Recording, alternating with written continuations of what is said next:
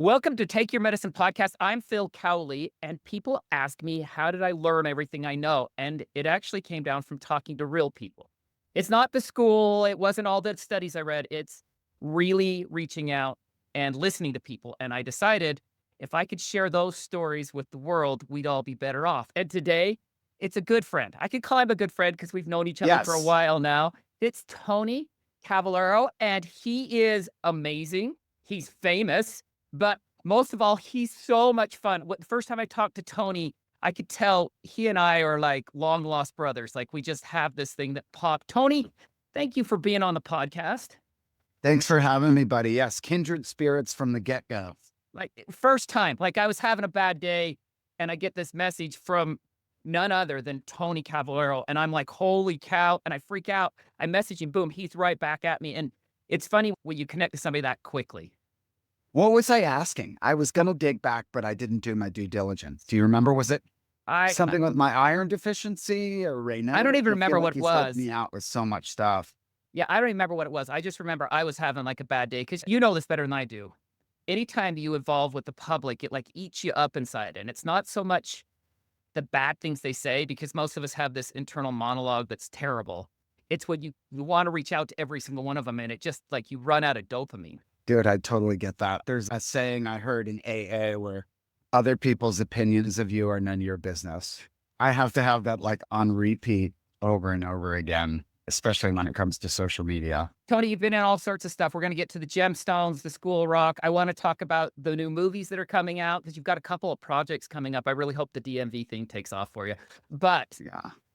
you and I have two different perspectives, but we have the exact same agreements when we talk about alcohol. Mine comes from watching family members try to be good with alcohol and end up ruining their lives. And you've got a little more hands-on experience with this than I do. Yeah. So I just celebrated 15 years of sobriety on December the 8th. Oh, that's amazing. Yeah. For Yeah. that one, like, that's amazing.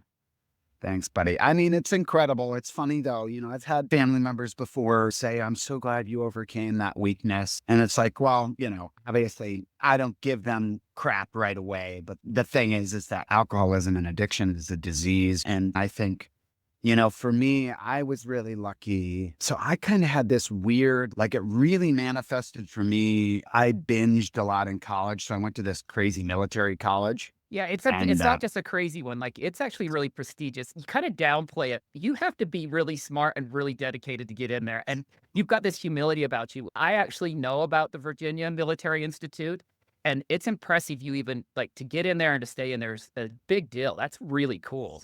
yeah, especially when you're alcoholic and Right. drug addict. Like, So for me, like it was, I got really good grades there, mainly because if you got good grades there, you could kind of float under the radar and you'd get like extra days off and you could leave for weekends and stuff. And mainly that was like, for me, it was like party time. As soon as I left campus, I would like party. And then when I graduated and moved to LA, I basically was like, well, I didn't get a college experience. Like I should be able to party super hard now. And that became like, oh, I'm going to party on the weekend. And then it was like, well, I can party on Thursday and Friday night and Saturday and Sunday. And then it became, I was just partying all the time and got into some trouble and maybe got sent to a couple 12-step meetings. And the next thing you know, like my whole life changed really quick. And so I feel super lucky and I share this all the time in that like my life drinking and using is so drastically different than my life sober and clean. I'm one of those lucky ones where I was like not really a good functioning alcoholic. I mean, I was a janitor on the verge of being fired when I drink. one of the terms that everybody uses is partying. And I think that's a little bit of a misnomer because I watch a lot of people with addictive behaviors. It's actually not fun for most of them very quickly. It's how you get back to feeling normal. We use the term partying because everybody jumps at it and it makes sense to you. From where I stand, most of the time, people who, after the first few times, what they're doing is really coping with something that's underlying, I think more often. It's not fun anymore. It's just coping with life. Well, it's funny when you were talking earlier about having a bad day, you talked about negative thoughts, right? So I say, all the time, I'm always continually trying to just, it's progress, not perfection from the program. And so if I'm having a bad morning with intrusive thoughts and a lot of fears, a lot of times I'll say, oh, well, that's because I woke up with 8 hours of untreated alcoholism. And it's my ism trying to trick me into all these things are going wrong and crazy. And even just that acknowledgement puts me into a better state of mind of, oh, it's just like, Phil, if you've taken a drug that may have side effects and you're experiencing those side effects, just taking the time to be like, oh, it's the drug that I take Right. that's causing these side effects. It's the thing that's in my brain that's causing this, and it's normal, but it doesn't make it real. No, it's interesting how you paint it too, because I really love that. It's your brain's kind of your enemy. And it's hard for me to explain that in a better way than you already did. The way you said your ism. See, there's people who they wake up and they've got negative thoughts or intrusive thoughts, or they look in the mirror and they see a body reflection they don't like. Really, and then they're like, okay, I've got to go to the gym for the next 8 hours. Now, I'm a big runner. I love to work out, but I also know it becomes in its own way an ism, whether it's alcoholism or whatever else it is. And that point when you're able, and it takes experience to gain humility and give yourself that little bit of a mental hug saying, you're having a bad morning. You're going to be okay, buddy. It's almost like you're fighting that brain. And I love the way that you describe it.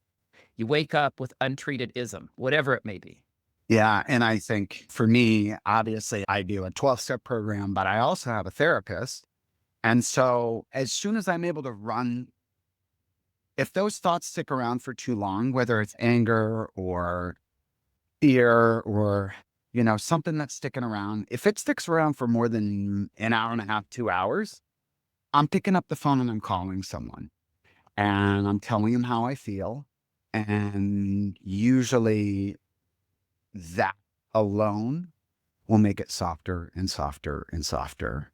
And the more I do that, the more that I know, like, this isn't real, or sometimes like it's only 30% real.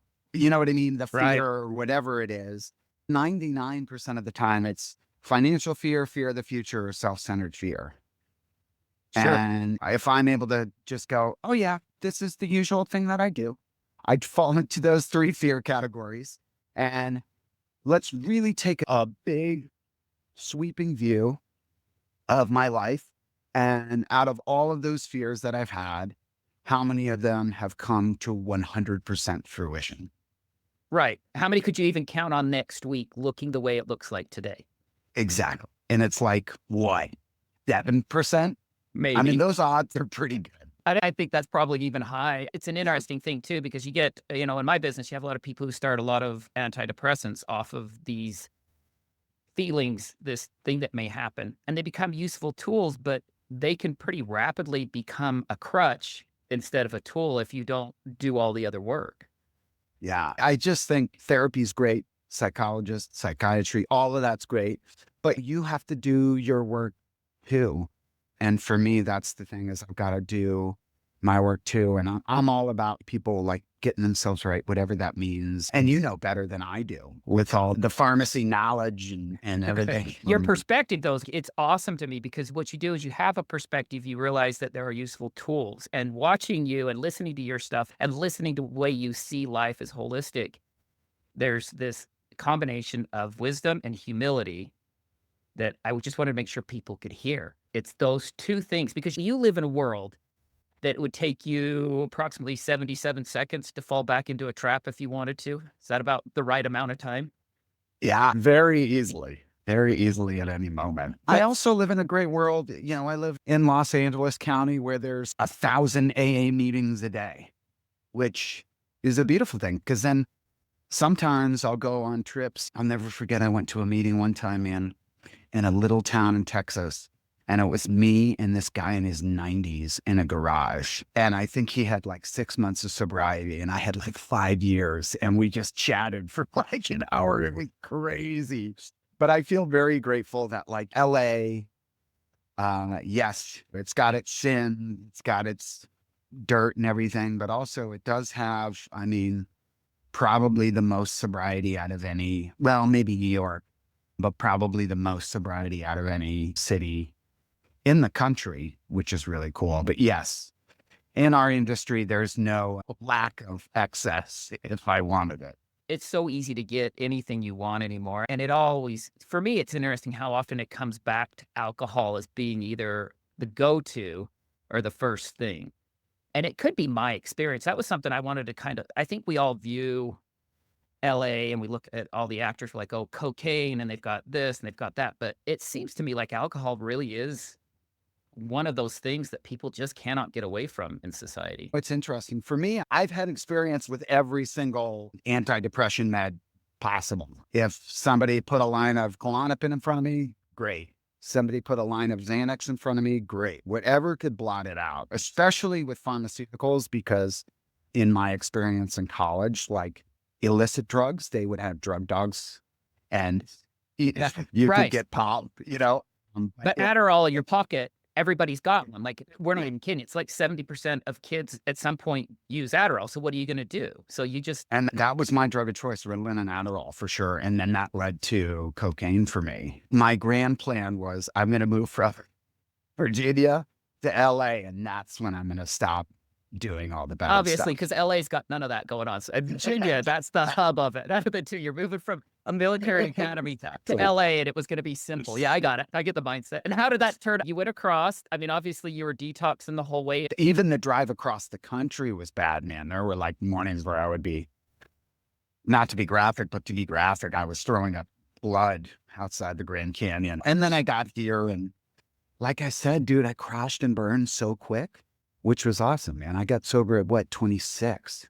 I just feel so grateful in that regard. I mean, my wife has never seen me drink or take a drug, and it's been a big part of my life. And what's interesting, man, somebody told me the other day that they're starting to experiment with addiction and like how Ozempic doesn't make you hungry anymore, but they're also utilizing it for maybe an anti-addiction drug Right. as It's well. that pleasure center inside that midbrain.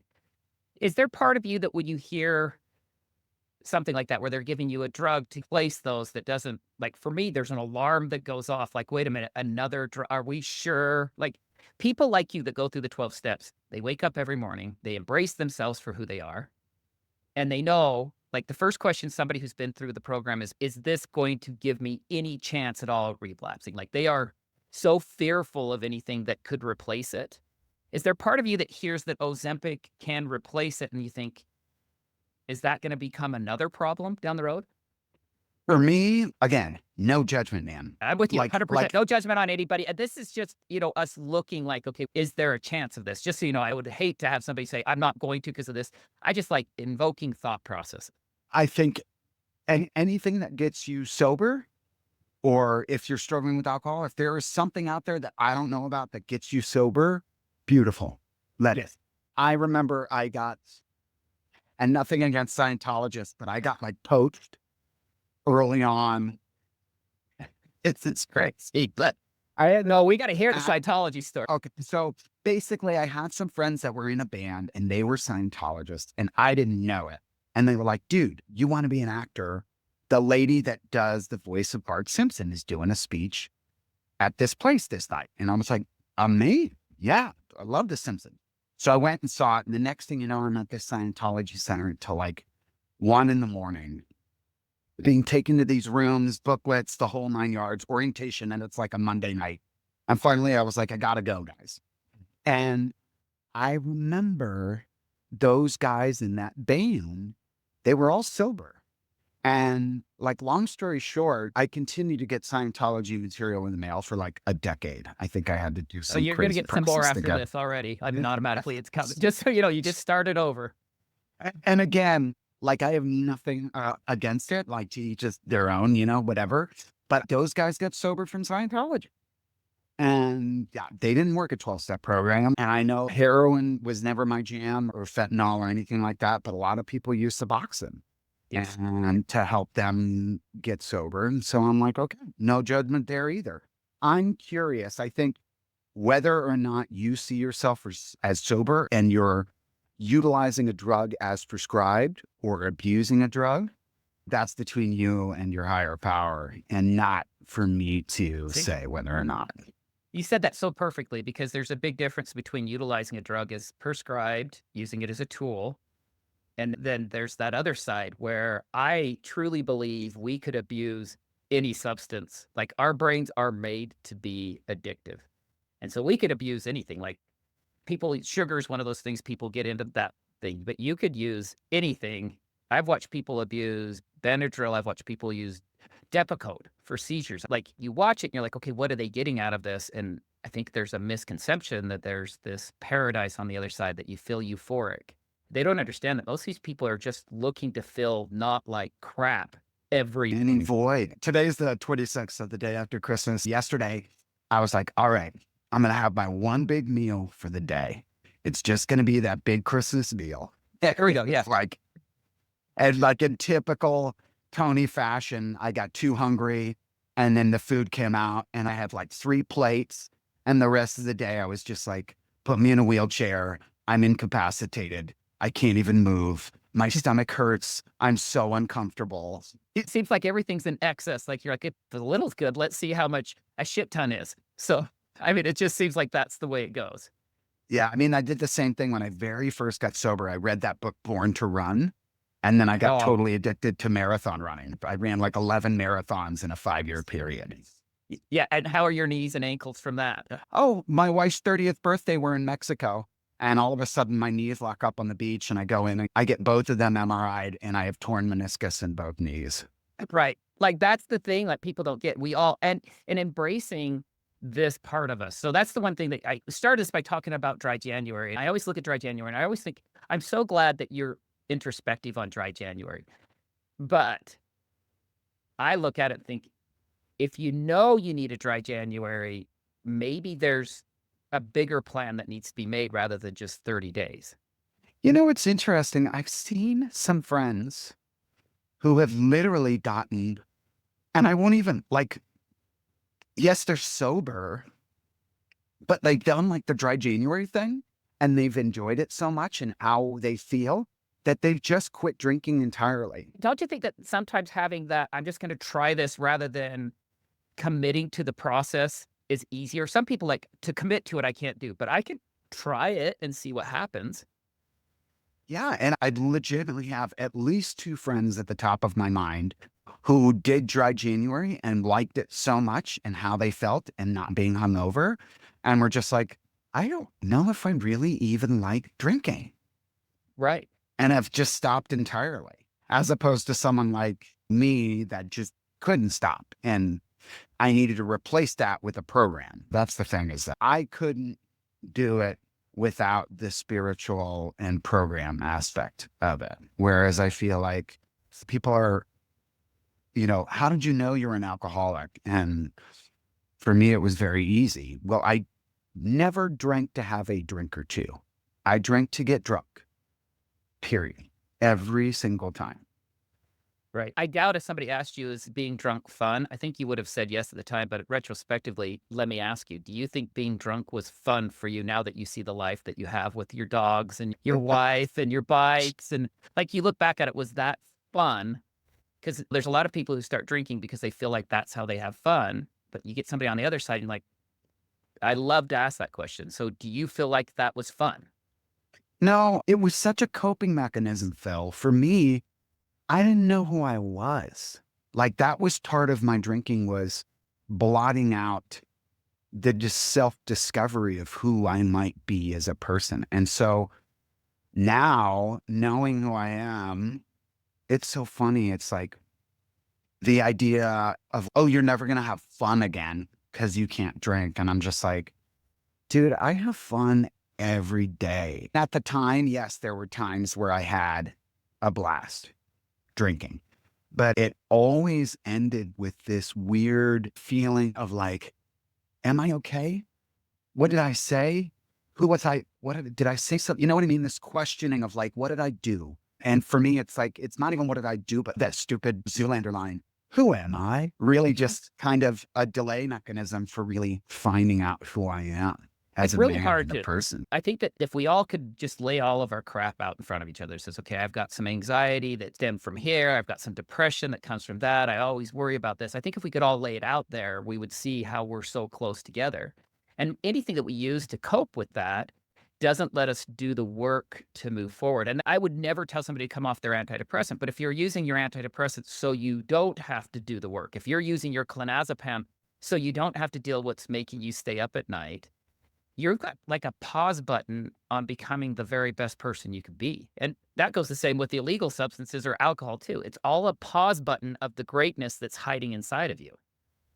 Yeah. And I always say my program is like a house where I'm always throwing on earthquake straps to re-secure the foundation. But that can just be in general. That's like my life. I'm always trying to find out like, oh, that person reads or that person meditates or that person works out. There's little things where it's like, oh, I love to find, again, ways to progress and evolve as a person. And even with therapy, I mean, I didn't really have a therapist until, I don't know, 5 years ago. And that's been awesome too. You know, Oh, that's been a absolutely. really cool new addition to something to my life. Again, just adding another element. And it's so accessible now. It's so Oh, yeah. accessible with BetterHelp. There's a lot of them that are there. And I think that they're such, I like the fact that you can do it in a way where you don't have to drive someplace, wait to see your neighbors walk you through the door. You can actually have this kind of a relationship with someone. And it can Yep. be the guy or girl that's across the nation from you who you actually jive with rather than the person whose office is the closest. So I love those things. So any of them that you have, I would throw them out there because you've got people that you've used and you Yeah. like. I use BetterHelp. And the great thing about that is, for one, it takes insurance, but also it's very affordable. But you can pick and choose. If you're not vibing with one therapist, you can swap and it's not a big deal. And I think they go through that all the time. Like I swapped a couple times because I had a therapist that wasn't very familiar with alcoholism and the 12-step program. And so now I found someone that I really dig, and it's great. Just another person to talk to because it's really hard to fight anything alone, you know? I don't think you can. Like, I think that we pretend, but I think people that are fighting it alone, they're still just coping. They're not really progressing. And it took me a Yeah. long time, like being a father and being a husband and being somebody who feels like, I came from a very religious background to where you're supposed to be anxiously engaged in a good cause all the time. So what that did is just made me anxiously attached to like, oh, if I'm not doing something, I'm worthless. And I was really lucky. I know I shouldn't say this, but I was really lucky to have a lot of uncles and aunts. I had an aunt who died of a poor man's speedball when I was, I don't know, 12 or 13. She'd been sober so she could get her kids back, and the state said you can't get your kids back. So she went back and she dove into it was meth, and she had meth and heroin as the two she did. And she went back to the dose she was before she got clean, and she was dead within 20 minutes from it. Uh, I remember watching that at 12. I remember seeing my uncles like be true alcoholics in their 50s and 60s. Not the fun, let's go drink in college, but see what it looks like after you've done it for years. And I remember thinking, okay, I know that's not the answer for me, but I mean, I've had my own unhealthy behaviors because yeah. I felt anxious all the time. And so I think that the idea that you reach out to other individuals and you're really saying, okay, this is my weakness and here's my strength. Let's get together with your weakness and your strength. And the more people you put in that circle, I believe more in people today than I ever have ever before. Because every time I throw out a little bit, they give back more. And when they throw out a little bit, I give back more. I'm like, if we really could get along, which I know is an insane thought process in the world we live in, but if we really could get along, could you imagine all the stuff we could do? What's interesting, man. That being said, it's the holiday season. I've been gone. I've been on the East Coast. I'm finally back on the West Coast. I'm seeing a lot of friends that I haven't seen in a long time. And they're seeing the very forward facing, he's doing the boxing movie. Gemstones just ended. Everything looks great. And how's it going? And I'm like, dude, it's been really tough, man. Our dog is sick. We've just had two very close family members go through some intense surgeries, just real life stuff. And it's funny, like I've always been a heart on my sleeve kind of a guy, but I've just kind of been like, when someone asks me what's going on, rather than an easy, oh, everything's good. And that depends. Every once in a while, I'm just like, oh, I'm too exhausted to talk about what's going on. But more times than not, as of late, I've been more like life on life's terms, man. some real life stuff going on, you know? So, But you're always there. So one thing about Tony, I want everybody to know is that Tony's one of those people that I know that if I'm having a bad day, all I got to do is send him like 4 words and he texts me back, everything's going to be all right, man. You're killing it. And in the same way, when I see a text from Tony, there's a little part of me that alarm goes off. I'm like, okay, I got to check on my friend just to make sure this is just a what's up. And it's cool that we've been able to find each other. But I think that everybody's listening.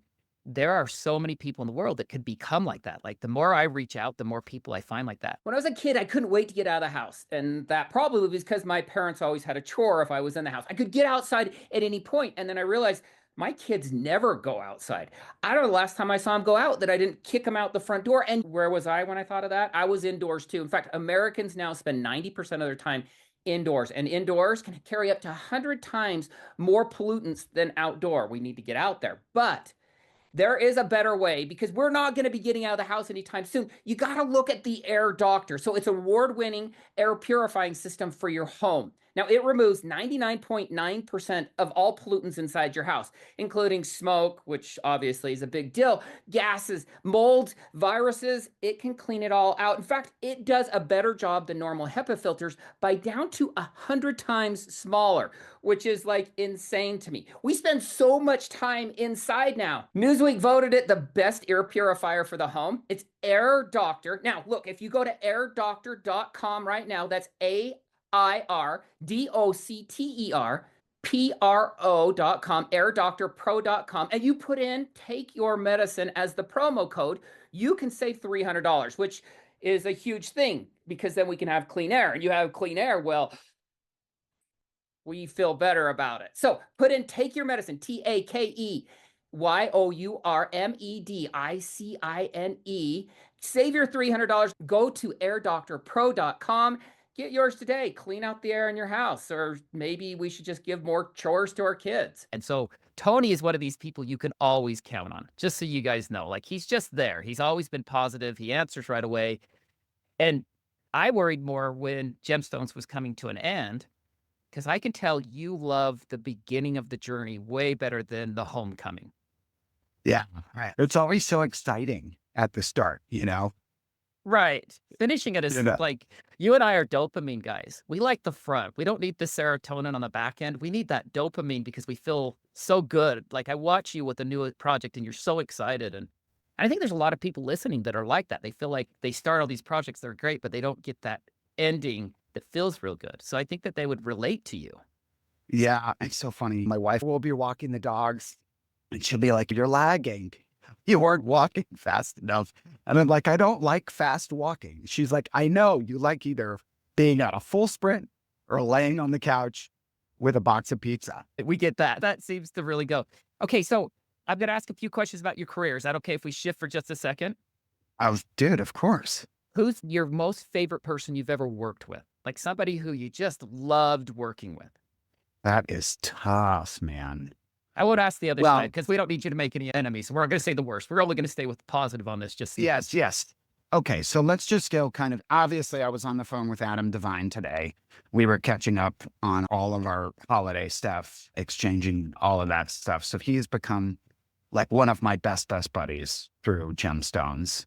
And I also just top of mind, I worked with the director, Jeff, on this movie, We Broke Up, that's on Hulu, that is just such a bright, joyous, a lot like you, man, just nothing but a joy and the energy he brought as a director. It was just really, really delightful. I mean, all the kids from School of Rock were just so wonderful. And to bring that kind of joyful, youthful energy every day to work was a dream. I mean, it's really hard to narrow that down. I've been really lucky in that regard that I worked with like a ton of really awesome people in an industry that's so selfish and self-centered. right. Yeah. I mean, it could be hard because, well, it's also so competitive. Like, I think that's selfish and self centered comes almost out of like survival instinct from some of these people. I have to figure like, You have to. I mean, yeah, it's a very forward-facing industry. I only worked a day on this movie, the Motley Crue movie, The Dirt, but that was again like School of Rock had been canceled. and I didn't work for 7, 8 months. And I worked one day on that Motley Crue movie playing Ozzy. And when I showed up, all the cast, they were so excited to do this scene with Ozzy Osbourne, and the director, Jeff Tremaine. He did all the Jackass movies. Yeah. And he did this show, Wild Boys, that I loved growing up with. Oh And it yeah, I was loved just, Wild Boy. oh, Steve God. Owen, that hook. I think we'll always remember that Steve Owen hooking himself, jumping in with the sharks. I think that one Dude. stands out. So Jeff said that's his favorite project he ever did was Wild Boys, which is so cool. Yeah, with Pontius was in that one too, wasn't he? Yep. Oh, So that's fun. fun.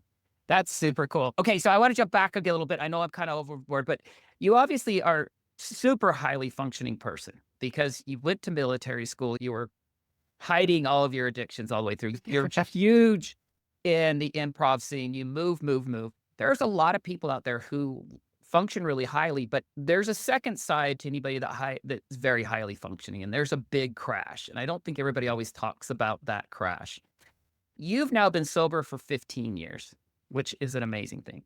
That crash is coming. What do you do to help offset that? I'm functioning, everything's going good, and then boom, you see that cliff and you're just going off. What are some of the things you do personally to offset that cliff? Because I know you have it because I can see that highly functioning. So I know you've got the bad days. We Yeah. all do. I'm not great at it. I'm not perfect at it. And it's been a real struggle, but I am finally starting to find a better balance with that. And for me, regardless, like the wins can't be at 110 and the losses can't be at 110. So I'm just trying to stay like right down the middle. And that's the thing is if I work out in the morning, I got to take a 20-minute break in the afternoon to sit and have lunch and watch a show with my wife, or sit in the massage chair and read my book for 15 minutes, or take the dogs for a walk. And So when things are going good, you say to yourself, if I don't hit the brakes on this, there's a brick wall at the end of this. I know the feeling, Phil. Like I can feel it. It's this red hot heat of energy. And it's so funny because the energy is very exciting when it's like, oh, you booked a new role or something like that. Or it's like that energy you get when you look at your informed delivery email from the post office and you see something's coming from the IRS. The whole world is just on fire. Yeah. Yes. You know what I mean? And so it's about going, again, it circles back to what we were talking about at the beginning, being like, okay, I've had this feeling before. And if I lean into it, this only gets worse. I got to hit the brakes now and hit a reset. And usually that means picking up the phone and calling my sponsor, or talking it out with my wife, or looking at one of my dogs and taking a minute to pet them or give them a treat. I know myself, and you are right. Like high functioning, go, go, go, a million miles a minute. And if I keep that pace, it always bites me in the ass. And I think I've been bitten in the ass so many times by I've done too much. Literally, I'm Mr. Fix It. I'm Mr. Go, go, go. And Yes. and I'm sure you've had this experience where you've tried to overdo it and now you've made it 3 times worse. Like you've tried to fix something too fast or get ahead of something too quickly, and then you've made it 3 times worse. And you don't care. That's the thing. Like you get in that position, you've got all these projects going. Cause I see it. We have a lot of women that listen to the podcast and men too, who I talk to these moms and they want everything perfect and they want their kids to do this and they've got all this stuff going. And you stop for a second. You're like, okay, if you did every one of them, would you be happier than if you did none of them? And I find myself asking, I come because that's where I do myself. Okay, if I can get this done and then I get the Christmas trees lights up. And then if I put, I want to get that tree, I want to get 6 trees on with the Christmas light, not one, I got to get them all done. And then once I get that in place, then I need to hurry up and go get the neighbors. And then I stop and I'm like, okay, but if 100% of things happened that you just said, would you be happier than just sitting down next to your wife for an hour? And the other thing is this, is that time sitting next to your wife, if you're up front and say, baby, I'm sorry, the lights are not going to get hung on the front tree today. I got the back tree and I got the 2 side trees, but the front one's not going to get done. Right. Like, I think that's another thing is just being very upfront with what your needs are and setting some healthy boundaries with what you can and can't do. And for me, that's really tough. And I know it's with you too, because I am a people pleaser to the core. Oh, yeah, I want everybody to love me, and I actually feel like I don't deserve acceptance unless I'm making them happy, which makes it worse. But I see this trait in so many people, there's so many moms that are just overwhelmed. They feel like they don't have value without production. And I keep looking at them thinking, you don't get it. People just like you because you're who you are. They don't really care that everything's perfect. In fact, they'd probably like you better if it wasn't so perfect. Uh, Dude, that's the thing is like it's progress, not perfection. In the world of pharmacy, being able to use the bathroom's a huge deal. Consistent, comfortable bowel movements are something that everybody struggles with at some point, and if you think you won't, well, sooner or later you will. The gold standard used to be polyethylene glycol, but there's been a huge push away from it. Polyethylene glycol helps drag water into the bowel, but it also causes huge problems. Inulax has come up with a solution. Now, Inulax has taken two types of fiber, a soluble and insoluble fiber, added some inulin to it, and then put aloe vera in it. Inulin works like polyethylene glycol, but it's just a natural sugar. So when you're looking to make sure everything keeps running fluidly and just like you like, Inulax is the very best way to go. And if you go to their website, inulax.com, and put in medicine 20, you get extra savings. So go to inulax.com now and save yourself trouble down the road. I do readings every morning, and the stuff that really like for so long, I think there was this idea of you've got to be perfect, or you've got to do this, or you've got to do that. And it's like, what's better when it's a little messy? I've just gotten way better at being like, oh, I've reached my capacity.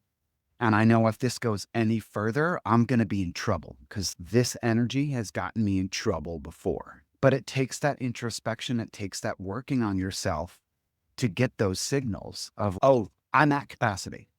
Time out. Time out. I can't do anything else. For me, 5 o'clock comes around. That's it. I got to be done for the day. See, that's such great advice. See, the last question I always ask on the podcast is, I've always thought to myself, if I could do anything for the world, I would make it just a little bit kinder. I think there's enough hate, enough anger. And normally I ask somebody, what advice would you give to make the world 1% kinder? But you've already given that advice. Knowing your levels, accepting who you are, and knowing that you're working at it is such good advice on making the world kinder. Because when you push too far, that's when the kindness kind of starts going away because you're too hectic. You can't stop. You don't see because you have to get all of the things done at once. Yeah. Again, I think it's control the controllables. What really is in my control? How can I keep my side of the street clean and clear? And it's like me and my relationships so much better in my life when it's just like, let's be honest. Let's get to the core of it and accept each other for who we are. For You know? sure. 100% of the time. 100% of the time. I mean, I don't know. Say what you want about social media, but I feel like I was going through some medical stuff personally, and I feel like Instagram suggested your page to me. And you've just been so darn helpful across the board. Like I said, I was diagnosed with anemia, low iron since the Yeah, pandemic, how which is weird is so that? I still can't figure you weird. out on that one. I gotta be honest with you. I know he Yeah. says everything's fine. I think there's something with your kidneys I don't like. I haven't figured I'll find it for you, Tony. I haven't given up. I really think it's your kidneys. So I'll get around for you though. So And then the other thing is I've reached out to you because I have terrible circulation too, and Raynaud's, and you've just been so helpful. I loved how open you were about your fertility journey with your wife. it's just got this weird shame factor, like you have to like hide it. Stigma. Like for real, like you're the one that did something dirty or something. It's just a weird, I don't know. I wish every person going through fertility, we all could get in a room and just give like a big old hug to each other and like, okay, Mm. it all sucks for all of us in the same way. Yeah. I wish that would happen. I'd love to share our story, but I couldn't have done it the first 4 years when we couldn't have anything. I hid it like crazy. I hid it like it was a dirty secret. Yeah. And that's the thing is I've had so many people, oh, it's a miracle. This couple went through this, that, and the other. And sure enough. And then I go, well, for every one of those stories, there's 10 stories that didn't happen for someone, but they've gone through so much pain and they're not going to share that. Have you seen the Bluey episode where the ant can't have puppies? No. Oh, you gotta What? go watch it. It'll make you cry like a baby. She Oh can't my stand god. having the little puppies around because she can't have her own, and it just like Bluey. I'm telling you, Bluey's got the cure to anything. It's such a good episode because she So doesn't get to have puppies. is Bluey animated? Yeah, it's an Australian cartoon for little kids, and it's Oh, just so well written. Like it's just a anyway. I completely went off the rail there, but it's no, so no, no. it's But this actually parlays. So my wife and I, we volunteer at the Children's Hospital. There's a huge fundraiser for them in March. And literally we just did Christmas deliveries. And one of the most wanted toys was like a little Bluey doll for all the kids. And so I was like, I've been hearing Bluey all over the place. So it's good for me to have that knowledge And now. I'm gonna tell you right now, Tony is the nicest guy in the world. You watch his Instagram, it's always fun. His thing is like super, super fun, super upbeat. But is there any way else you'd like them to connect with you? You're watching the Gemstones. If you haven't, go watch it because it's fantastic. School Rock's I, out there. You've got a new movie yeah. coming out about Christy Martin that we've got to make sure everybody Yeah. goes and sees. If you have Roku, or you can sign up for a free Roku account, I just had a really cool series come out with Kevin Hart. It's called Die Hart. It's their third season. It's a really fun watch. My buddy Josh directed it. J.K. Simmons, Catherine Hahn, Kevin Hart, Natalie Emanuel, Anna Garcia. It's a total blast.